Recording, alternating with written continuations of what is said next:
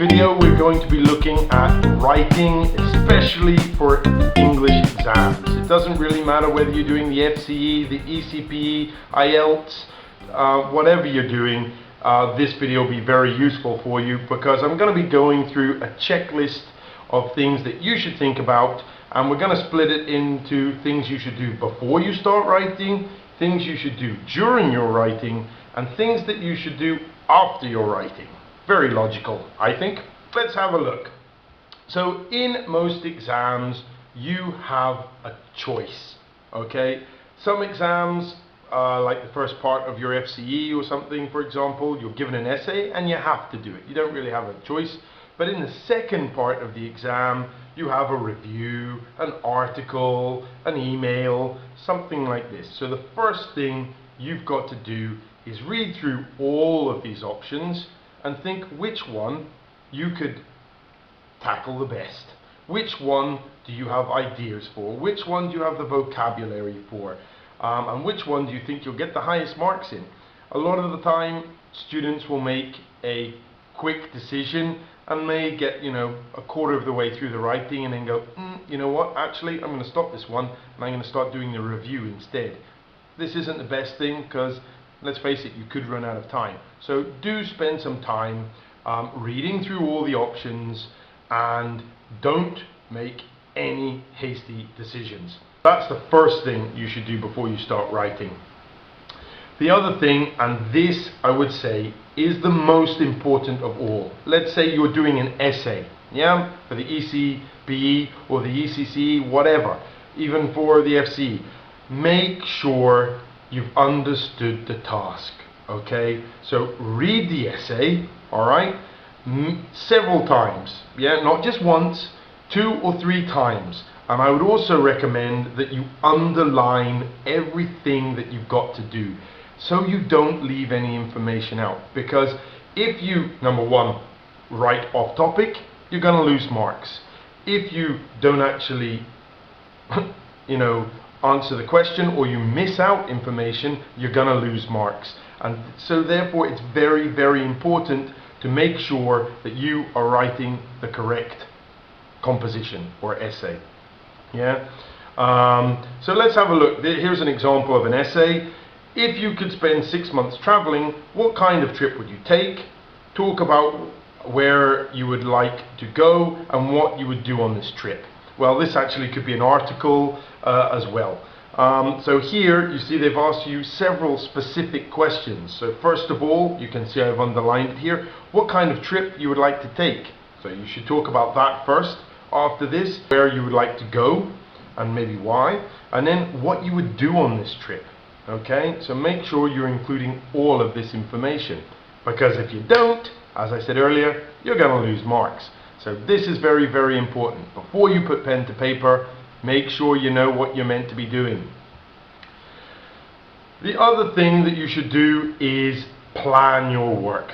Okay, so you should be thinking to yourself, what kind of composition am I writing? Is it an essay? Is it an article? Is it a review? Is it an email? What am I doing? Okay, how should I organize that? Do I need a title? How many paragraphs should I use? And also formality. Is it a formal composition or an informal composition?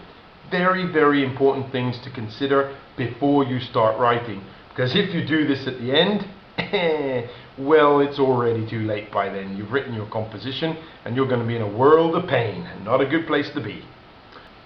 Another thing, and again I think this is useful for all compositions but especially essays, is brainstorm. In other words, think of lots of ideas, okay, before you start writing.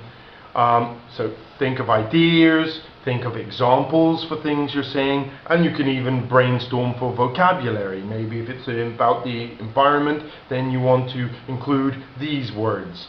Have them ready. And again, some students prefer to do this before they write. I think a lot of us, though, kind of tend to do this as we go, and certainly things like vocabulary you can have a look at the end and try and improve it then. But it's always nice to think about things beforehand. Again, if you are doing this, especially for an exam like ECPE, keep an eye on the time. Remember, you've only got half an hour to write like 270, 300 words, or a page and a half as they tell you. That's quite a lot, and it's not a lot of time.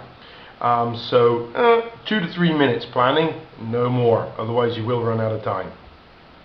So during your writing standard, watch the time. Time management is essential in any exam, especially, you know, if you've got let's say the FCE, you have 2 compositions to do, so you should split your time in half and make sure you're spending the same amount of time on each essay, and preferably leave yourself time as well to check over both of your compositions. So also during your writing, keep, well, you should probably know, but keep the word limit in mind, okay? And do 1 or 2 checks during your writing to ensure that you will be on target. So count your words, yeah? Count the words per line and then multiply by the number of lines. So if you have 8 words per line and 10 lines, you've done 80 words. No need to go 1, 2, 3, 4, 5, 6, 7, 8, 9, 10, 11, 12 and drive yourself nuts. Just do it like that. So count your words. For example, ECPE, they say 1.5 pages, so it should be that much, unless of course your writing is microscopic. Whereas in FC they say 140 to 190, you know, so pay attention and make sure you're obeying word limits. The last thing you want to happen is you get to the end and go, oh, I was only meant to write maximum 190 and I've written 300. You obviously haven't been paying attention to your word limit, you've just been going for it.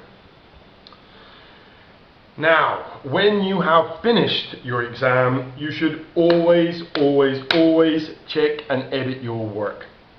The only exception to this, of course, is if you run out of time and literally the examiners are taking away your piece of paper, which, it's unfortunate, but yeah, what can you do?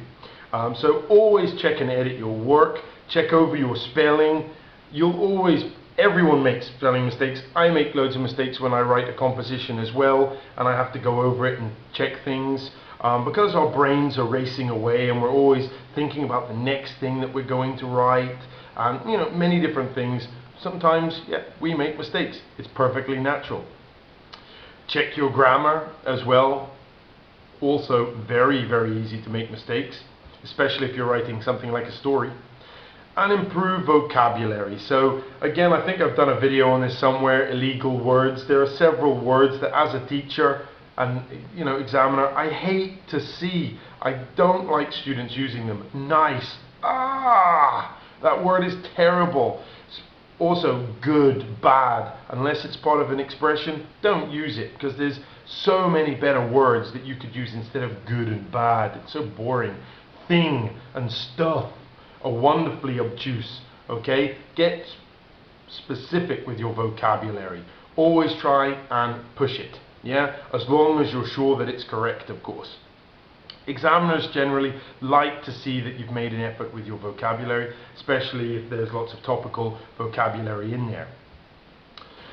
So I hope this video has been useful. If you want any more tips, there's another video here for helping you learn lots of vocabulary fast and some things that you should be thinking about when you're trying to do this. So I hope this video has been useful. If you enjoy these videos, please subscribe to the channel. We're going to keep these useful hints and tips coming. And remember, if there's anything that you need help with, or you can think of any ideas for any really interesting videos, let us know and we'll make them for you. Thanks for watching. Bye.